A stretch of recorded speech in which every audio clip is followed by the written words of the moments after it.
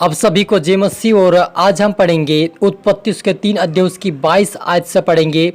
और आज का हमारा टॉपिक है आदन की वाटिका से परमेश्वर ने आदम और हवा को क्यों निकाला, उसके बारे में जानेंगे। और हम पढ़ेंगे 3 के 22 से उत्पत्ति में।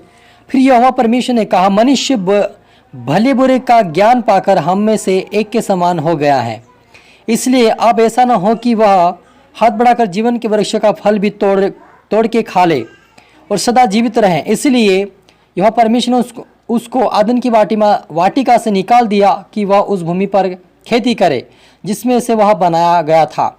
इसलिए आदम को उसने निकाल दिया और जीवन के वृक्ष के मार्ग पर पहरा देने के लिए आदन की वाटिका के पूर्व की ओर कुर्बू को और चारों ओर घूमने वाली ज्वालामयी तलवार को भी नियुक्त कर दिया। हालेलुया। प्रार्थना करें।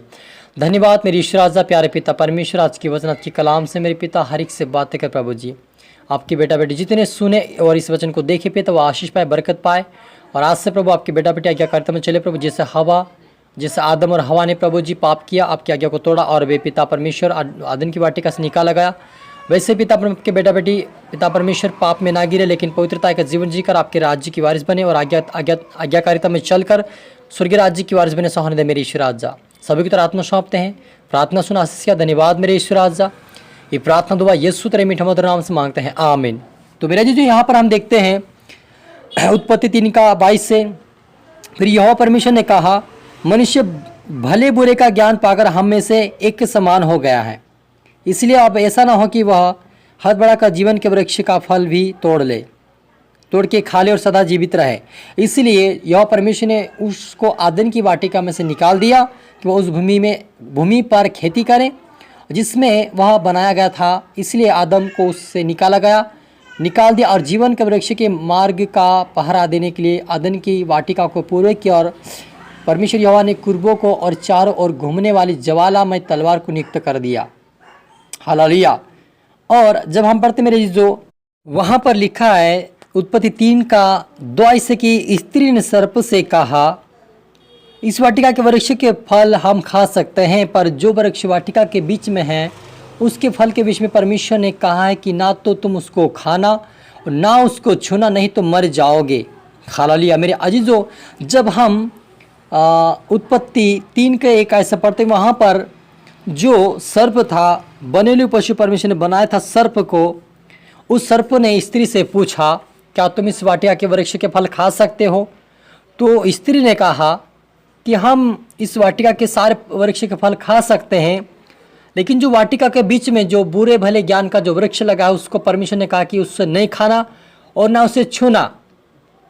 हालेलुया।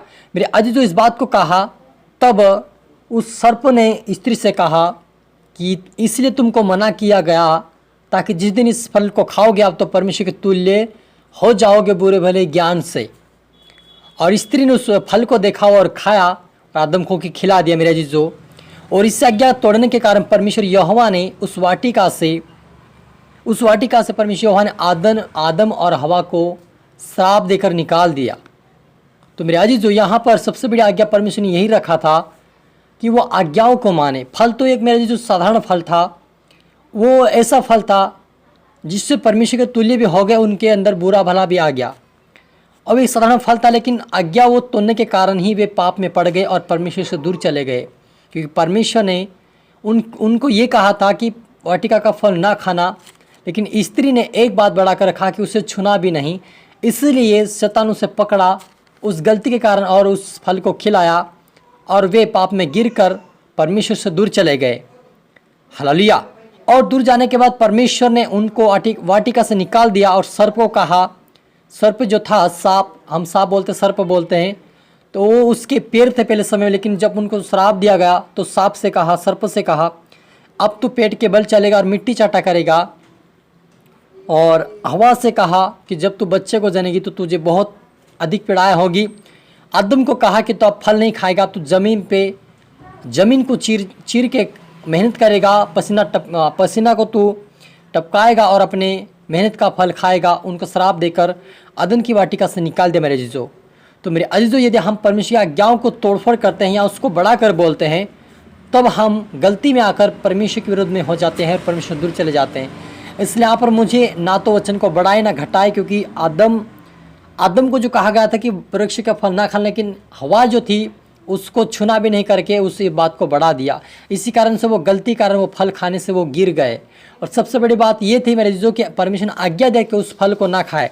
जब हम पढ़ते हैं यहाँ पर 22 आयत के अंदर 3:22, फिर यहोवा परमेश्वर ने कहा, मनुष्य भले बुरे ज्ञान पाकर हम में से एक के समान हो गए हैं। किसके समान हो गए थे? वो परमेश्वर के तुल्य हो गए थे, लेकिन परमेश्वर की आज्ञा तोड़ने के कारण वो उनके जिनमें पाप आ गया और बुरा भला उनके अंदर ज्ञान आ गया। मेरे जो फल तो एक साधारण था, लेकिन उसके ऊपर परमेश्वर की आज्ञा थी, सबसे बड़ी आज्ञा थी मेरे। यदि हम आज्ञा तोड़ते हैं तो परमेश्वर के भाड़े हमारे और चारों उसको तोड़कर हम क्या करते हैं?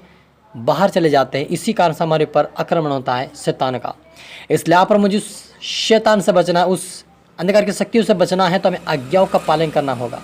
और आज्ञा यह है मेरे जीजों की 10 जब हम निर्गमन 20 अध्याय के अंदर पढ़ते उस वचन को पढ़े और उस वचन के अनुसार आप चले, ताकि उसके राज्य की वारिस बने। क्योंकि जब आदम और हवा परमेश्वर की आज्ञाओं को तोड़ा और वे वादन की वाटिका से निकाल देगा, वैसे ही आज जो कोई प्रभु यीशु मसीह को उद्धारकर्ता नहीं मानेगा, उसके ऊपर विश्वास नहीं करेगा, वो भी परमेश्वर के राज्य से निकाला जाएगा।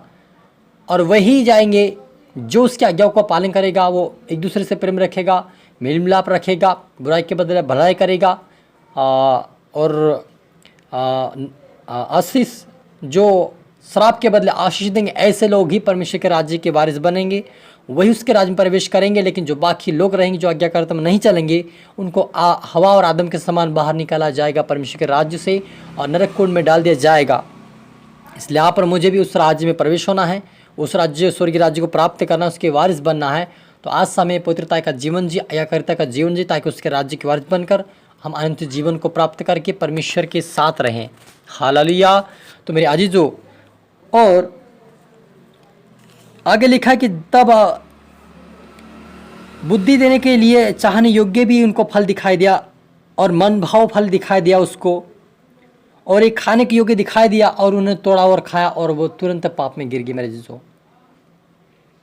हालेलुया। इसीलिए मेरे जीजों, जब यीशु मसीह भी 40 दिन 40 रात का जब उपवास किया, तो उसकी भी परीक्षा की गई। शैतान ने कहा, तो परमेश्वर का पुत्र इस पत्थर से कह दे कि रोटी बन जाए, लेकिन यीशु ने उनसे वचन से लड़ा और कहा, यह भी लिखा है कि तो अपने यह भी लिखा है, वो कहा कि वचन यह भी लिखा कि मनुष्य केवल रोटी ही से नहीं कि परमेश्वर के मुख से निकला हुआ हर एक पवित्र वचन से जीवित रहेगा। तो यहाँ पर मुझे भी वचन के साथ आगे बढ़ना है, वचन के साथ प्रार्थना करना, ताकि उसके राज्य की वारिस बने। और आए हम प्रार्थना करें। धन्यवाद पवित्र आत्मा पिता परमेश्वर खुदा मेरे ईश्वर राजा, आज के वचनात् के कलाम से मेरे पिता हर एक से बात है कि आपका धन्यवाद प्रभु जी। आज का वचन हर एक जीवन सो करना फलाए प्रभु, आशीष कारण बने मेरे प्रभु जी। आपके बेटा बेटी जितने देख रहे सुन प्रभु, आज के वचन से पिता आशीष पाए पिता, और आज से प्रभु आपके राज्य की वारिस बने पिता। हमेशा पवित्रता का जीवन जी आपके राज्य की वारिस बने, हमेशा तेरी आज्ञा का पालन करते हुए आपके राज्य की वारिस बने, और आशीष पाए होने दे मेरे ईश्वर राजा। सभी की तरह आत्मा सौंपते प्रार्थना सुना आशीष किया। धन्यवाद मेरे ईश्वर राजा। ये प्रार्थना दुआ यीशु तेरे मीठे मधुर नाम से मांगते हैं, आमीन। तो मेरे जी जो आप सभी को गॉड ब्लेस यू ऑल। इस वीडियो को लाइक करें, शेयर करें, सब्सक्राइब करें, दोबारा सुने, ताकि प्रभु आपको सभी को दुगनी आशीष दे। आप सभी को फिर से मेरी तरफ से गॉड ब्लेस यू ऑल।